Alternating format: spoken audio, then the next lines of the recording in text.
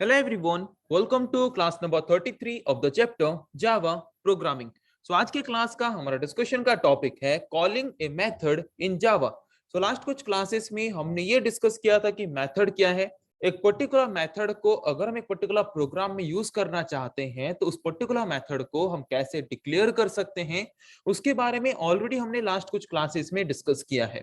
सो आज के क्लास में हम डिस्कस करेंगे कि अगर एक पर्टिकुलर मेथड को हमने एक प्रोग्राम में डिक्लेयर करके डिफाइन किया है तो उस पर्टिकुलर मेथड को अगर हम एक पर्टिकुलर प्रोग्राम के अंदर मल्टीपल नंबर ऑफ टाइम्स अलग अलग जगह पे यूज करके टास्क या फिर ऑपरेशन को परफॉर्म करना चाहते हैं तो उस पर्टिकुलर मेथड को हमारे प्रोग्राम के अंदर हम कैसे कॉल कर सकते हैं. सो एक पर्टिकुलर मेथड को हम कॉल कब करते हैं, एक पर्टिकुलर मेथड क्या है वो ऑलरेडी हम डिस्कस कर चुके हैं कि एक पर्टिकुलर मेथड एक पर्टिकुलर मेथड क्या है, एक पर्टिकुलर मेथड एक क्या है, ब्लॉक ऑफ स्टेटमेंट है. जिस पर्टिकुलर ब्लॉक ऑफ स्टेटमेंट को लेके, जिस पर्टिकुलर ब्लॉक ऑफ स्टेटमेंट में हम कुछ इनपुट्स को लेके ऑपरेशंस परफॉर्म करते हैं और ऑपरेशंस परफॉर्म करने के बाद कुछ रिजल्ट या फिर आउटपुट जनरेट करते हैं. ओके, सो अगर मुझे वही same type of task multiple number of times अलग अलग जगह पे वही सेम प्रोग्राम के अंदर एग्जीक्यूट करना हो तो वहां पे हम क्या यूज करते हैं, मेथड वाला कॉन्सेप्ट यूज करके सेम ब्लॉक ऑफ स्टेटमेंट को एक यूनिक नेम प्रोवाइड करके एक जगह पे रिप्रेजेंट कर देते हैं और जहां जहां पे वही सेम टास्क को मुझे परफॉर्म करना है हम क्या करते हैं, वही मेथड को वहीं पे कॉल कर लेते हैं. जिसके द्वारा कॉल करने के द्वारा क्या होगा, जहां पे हमने उस ब्लॉक ऑफ स्टेटमेंट को रिप्रेजेंट किया है उसको वो कॉल कर देगा और उस पर्टिकुलर ब्लॉक ऑफ स्टेटमेंट को एग्जीक्यूट करेगा और जिस तरह का रिजल्ट हमें चाहिए उसी तरह का रिजल्ट वो हमें प्रोवाइड करेगा. ओके, तो पता चला कि एक मेथड को हम कॉल कब करते हैं.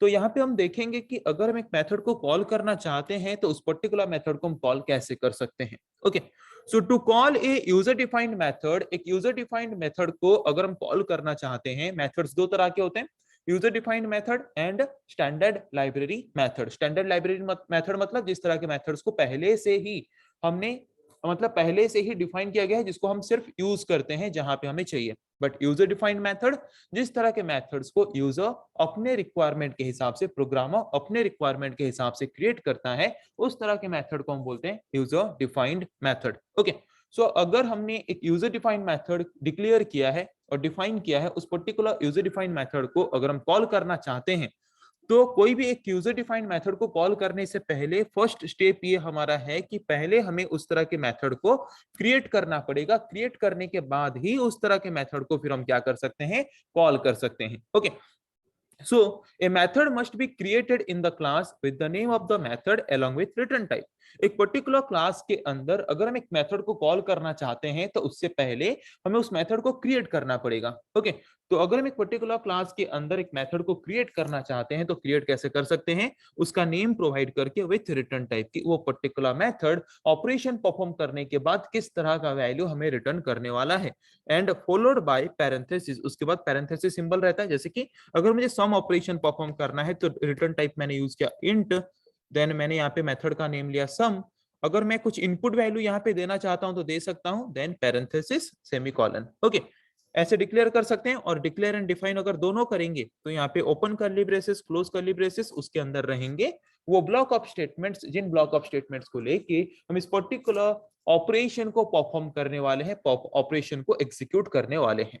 ओके, सो एक पर्टिकुलर मेथड को डिक्लेयर करके डिफाइन करने के बाद ही प्रोग्राम के अंदर उसके बाद जब चाहे तब हम क्या कर सकते हैं, एक पर्टिकुलर मेथड को कॉल कर सकते हैं. ओके, सो एक पर्टिकुलर मेथड को हमें पहले डिक्लेयर करना होता है, डिक्लेयर करने के बाद उसको डिफाइन करना होता है, डिफाइन करने के बाद जाके जब हम चाहे तब उसको कॉल कर सकते हैं. डिक्लेयर करना मतलब क्या, जैसे कि यहाँ पे मैंने इंट सम, उसके बाद पैरेंथेसिस, ये डिक्लेरेशन है. उसके ओपन कर्ली ब्रेसेस से लेके क्लोज कर्ली ब्रेसेस के अंदर अगर हम कुछ ब्लॉक ऑफ स्टेटमेंट्स रिप्रेजेंट करते हैं वो उसका डेफिनेशन है. मतलब डिक्लेरेशन एंड डेफिनेशन खत्म हो गया. डिक्लेरेशन एंड डेफिनेशन खत्म होने के बाद प्रोग्राम के अंदर जहां भी उस पर्टिकुलर ब्लॉक ऑफ स्टेटमेंट को हम एग्जीक्यूट करना चाहते हैं वहां से हम क्या कर सकते हैं, फिर कॉल कर सकते हैं. ओके, सो हमने जैसे कि पढ़ा था कि दो तरह के मेथड्स मेनली होते हैं, static method and non static method. Static method उस तरह के मेथड को बोलते हैं जिस तरह के मेथड को हम डायरेक्टली क्लास के नेम के थ्रू एक्सेस कर सकते हैं. एंड नॉन स्टैटिक मेथड हम उस तरह के मेथड को बोलते हैं जिस तरह के मेथड को एक्सेस करने के लिए हमें क्लास का ऑब्जेक्ट क्रिएट करना पड़ता है. Okay, So we can call a non-static method by using the following syntax. एक पर्टिकुलर क्लास के नॉन स्टैटिक मेथड को अगर हम कॉल करना चाहते हैं तो कैसे कॉल कर सकते हैं? उस पर्टिकुलर क्लास के ऑब्जेक्ट के नेम के थ्रू। और अगर हम एक पर्टिकुलर क्लास के स्टैटिक मेथड को कॉल करना चाहते हैं तो कैसे कॉल कर सकते हैं? उस पर्टिकुलर क्लास के नेम के थ्रू। ओके, तो यहाँ पे एक एग्जांपल लेते हैं, सिंपल एग्जांपल लेते हैं यहाँ पे कि एक पर्टिकुलर फंक्शन को हम डिक्लेयर करके डिफाइन करके उसको कॉल कैसे कर सकते हैं। ओके, तो मैंने यहाँ पे क्लास लिया, क्लास का नेम मैंने यहाँ पे लिया है डेमो। उस पर्टिकुलर क्लास के अंदर मैंने एक फंक्शन लिया है, यूजर डिफाइंड फंक्शन लिया है। फंक्शन का नाम मैंने क्या लिया है? सम। वो किस तरह का वैल्यू रिटर्न करेगा? इंट। स्टैटिक मतलब ये किस तरह का मेथड है? स्टैटिक मेथड है। और मैंने यहाँ पे यूज किया पब्लिक कीवर्ड, मतलब ये हर किसी के लिए अवेलेबल है, means this is open to all, this is available to all. Okay, मतलब ये पर्टिकुलर फंक्शन हम किसी भी क्लास के अंदर क्या कर सकते हैं? यूज कर सकते हैं। ओके, देन पैरामीटर्स मैंने यहाँ पे लिया है दो वेरिएबल ए एंड बी। मुझे सम करना है तो सम दो नंबर्स का करना है, तो दो नंबर्स को मैंने यहाँ पे पैरामीटर के हिसाब से इनपुट लिया। ओके, और उसके बाद उस पर्टिकुलर फंक्शन के अंदर मैंने एक वेरिएबल लिया है एस, जहां पे मैं दोनों वेरिएबल का वैल्यू ऐड करके स्टोर करके रखूंगा। तो यहाँ पे ए एंड बी का वैल्यू यहाँ पे आया है पैरामीटर के हिसाब से, तो हमें इंसर्ट करने की जरूरत नहीं है। तो यहाँ पे ए और बी के वैल्यू को वो प्लस करेगा और प्लस करके कहाँ पे स्टोर करेगा? एस वेरिएबल में स्टोर करेगा। और एस वेरिएबल के वैल्यू को फिर हम क्या करेंगे? एस वेरिएबल के वैल्यू को फिर हम रिटर्न करेंगे। ओके, तो रिटर्न कहाँ पे करेंगे?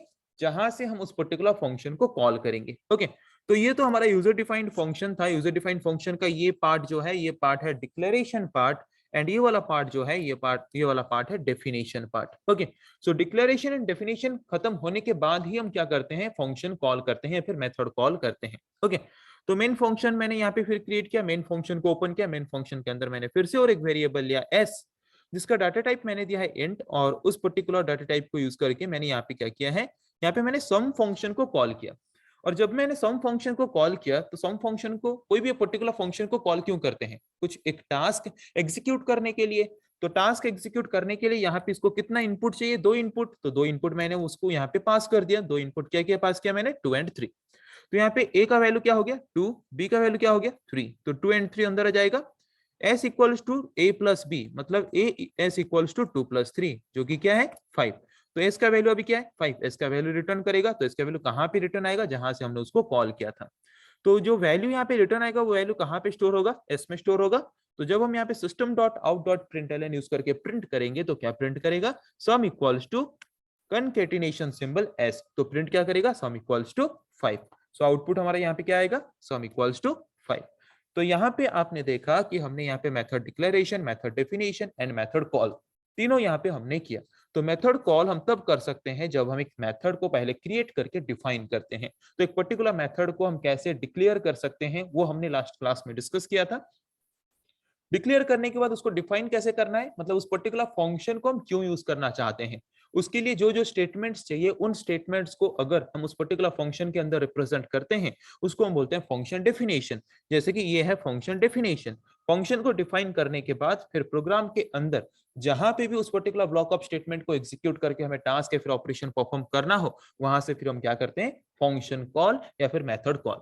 तो मेथड कॉल करने के बाद वो ऑपरेशन परफॉर्म करता है, एग्जीक्यूशन करता है, फिर जो रिजल्ट निकलता है उस रिजल्ट को वो रिटर्न करता है जहां से हमने कॉल किया था उसी जगह पे। और उसको फिर हम एज ए आउटपुट क्या कर सकते हैं? हमारे कंसोल विंडो या फिर आउटपुट स्क्रीन में डिस्प्ले करा सकते हैं, जैसे कि यहाँ पे आप आउटपुट देख सकते हो। ओके, सो आज के क्लास में हमने ये डिस्कस किया कि एक पर्टिकुलर मेथड को अगर हम कॉल करना चाहते हैं तो उस पर्टिकुलर मेथड को हम कैसे कॉल कर सकते हैं। सो आई थिंक आज के क्लास में जिस पर्टिकुलर टॉपिक के बारे में हमने डिस्कस किया आप लोगों को समझ आ चुका है। सो नेक्स्ट क्लास में हम डिस्कस करेंगे ऐसे और कुछ टॉपिक के बारे में। आज के लिए इतना ही। Thank you.